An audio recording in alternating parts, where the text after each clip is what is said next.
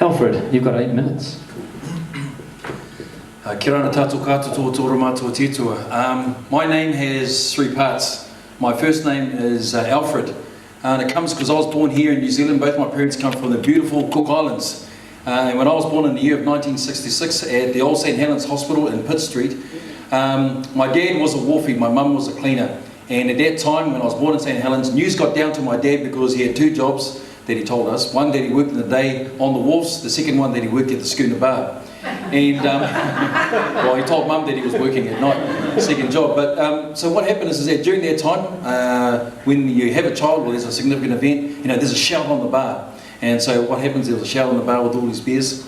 And then my dad's mate said, all right, we're going to have a shout. And Danny's got a new boy, this is my dad's name. And he said, hey, what's your boy's name? And my dad said, oh, I don't have a name. And that days, you know, it was PC, we could say, oh, it's a pommy little mate. I said, yeah, why don't you name him after me? So they said, to Alf. And that's how I got my first name. It's a true story. There was none before, there were no other Alfs.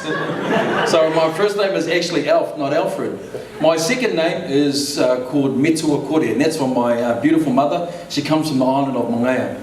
And in that island, what they do is that they often, when there's a circumstance or an event, there's a narrative that goes, and they'll sometimes put a name on a child that remembers that significant event. And so Metua means parents, Kore means to be without. And so what happened is that when my mother was young, when she was 16, both her parents had passed away. So Metua Kore means no parents. I know it's a bit tragic, but that's actually what it was, is no parents, and that's my middle name. My last name is Ngaro, and that comes from my grandfather. And so what happened is that my grandfather, so my grandmother, so she was beautiful, she was half Jewish, so she had blonde hair and green eyes, and brown complexion. Her father was Marcus Goldstein, so it's about as Jewish as you can get.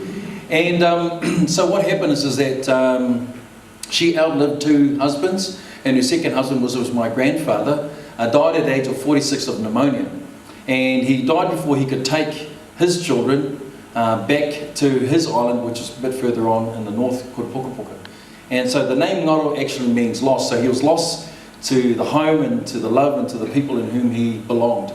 And so that's how we got the last name Ngaro. So with the name from the pub and having no parents and being lost, some could say that's the reason why I ended up in politics. But I give that as an introduction because being a first generation of Pacific descent, born in the heart of Ponsonby, people talk about dawn raids and all sorts of things that were happening there, but it was finding a sense of belonging. I came here, and what happened is that we lived in a 3-bedroom house at 142 John Street. It was match lining, in other words, it had no insulation. There was an outside toilet, there was no running hot water. We had to boil water outside to bring it inside. There was at least 12 of us in the house because there was uncles, aunties, cousins and so forth. But somehow, even though we had those conditions, we never felt poor, we never felt like we didn't have enough, and it felt like it was home. And inside of that, what we heard constantly was the fact is that we came here for a better life that we could achieve as whatever we decided to do. And my grandmother, whom I absolutely love, is one of my heroes, would always say to me in Cook Island, it's not what you can do, but it's not what you can't do, it's what you can do.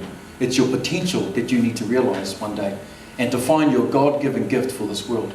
And so she was an inspiration to allow me to keep thinking about it in that way as well. So long story short, at the age of 70, went out to West Auckland and so forth, and grew up and became an electrician.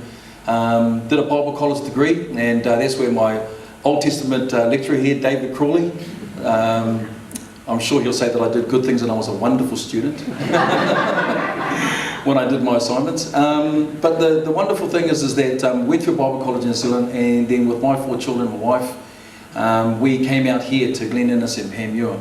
And for 18 years we pastored a church over here, and at the same time ran a trust and got absolutely involved in community. And so our sense of community was everything. It wasn't what you did on a Sunday, because my old people said to us that faith is not just about what you do on one day at one time and one place. It's everything that you do. And I believe that that's actually what faith is actually about. It's a sense of how we express ourselves in community, in relationship with all the people around us. And so we were actively involved, my wife and I, in a number of those areas in the NGO sector, in schools and rugby clubs and so forth, you know, making the difference that we felt with our communities and seeing transformation happen as well. And it wasn't until one day that a guy called Sam Milton kept on saying to me, "Hey Alfred, you should come and be a politician." And I said, "Bro, seriously? Do I want to drive around with a car with my face on the side of it?" And you do. And I do. I've got a car with my face on the side. And so you may wonder, say, how did that happen? Well, I got into politics because my wife told me to, and it's a true story. Because what happened, as Sam kept on badgering me, and I said to him, "No way. Why would I go to a place like that to be despised?" I mean, I looked from the outside in, like you, thinking like, who would ever put themselves in that sort of a place? But my wife stopped me for a moment and said, "You should stop and think about it, stop and talk to other people, to reflect on it, and to pray about it and see if it's the right thing you should do."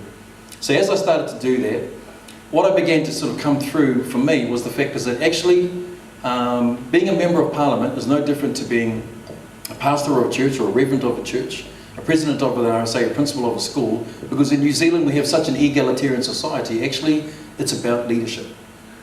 And when I figured that out, then I could say, okay, then I got one step further and one step closer to thinking about, could this be the possibility of where I would do this? The second thing I thought about the fact is this, is that I remembered what my grandmother would say, that we came here to make a difference, to seek a better life, and to also to be actively involved. Back home in the islands, we were the landowners, we were the business owners, we even ran our villages and our country and so forth. And yet in here, for my Pacific people, that wasn't always the case. And so therefore an opportunity to be able to step up and to be able to have a voice became a lot clearer to me. And so with that, and with the support of my family and those around me, I began to see the fact is that, am I getting close to my time? Yeah, 2 minutes. Okay. I began to see the fact is that here's a great opportunity. And I've got to tell you, the greatest compliment that I had, one of the greatest compliments I had towards stepping up was actually a guy called Chris McQuarrie, who's over here in GI. And I ran a session one time with them about sort of dreaming and about leadership. And I said to them one time, what's your greatest desire? My wife, who's a counsellor and family therapist, said, "Oh, you shouldn't use that word, what's your greatest desire, because, people may get the wrong impression. You say, what's your greatest dream?" So I said, "So what's your greatest dream?" And then he said, "I'd like to put up my hand." He said, "Chris," and I said, "I want to say it, but you guys might laugh at me." And I said, "No, we won't laugh at you, we'll just laugh with you." And he said, "I want to be the Prime Minister of New Zealand one day." So I thought, wow, that's amazing. And then when I then told people that actually I was going to be standing for politics as a Member of Parliament, he came up to me and he said to me this, "Alfred, do you realise is that you've just made my dream that much more possible?" And I said, "Well, how does that work out?" And he said, "Because by you standing, you've given me the permission and the courage to say, if you can stand, I can stand." The second thing is that when I stepped out of a position in community, it also made space for him to stand in that position as well. So for me, just sort of summing up about the fact of the opportunity to stand in politics, I wouldn't be doing this if, number one, I felt that it was a calling on my life to be able to do it. Number two, that I had the full support of my family and my friends and the people around me. And number three, that I felt that I actually knew myself well enough so that when I was in there, that I wasn't going to get lost by all the things that happened down there and in this crazy world called politics, that I could be true to who I am. And the last thing that someone said to me, I see the mic's going up by Josh, was this: "How did you go from being a preacher to being a politician?" I said, "Really easy. I haven't changed. I'm still the same person." Thank you.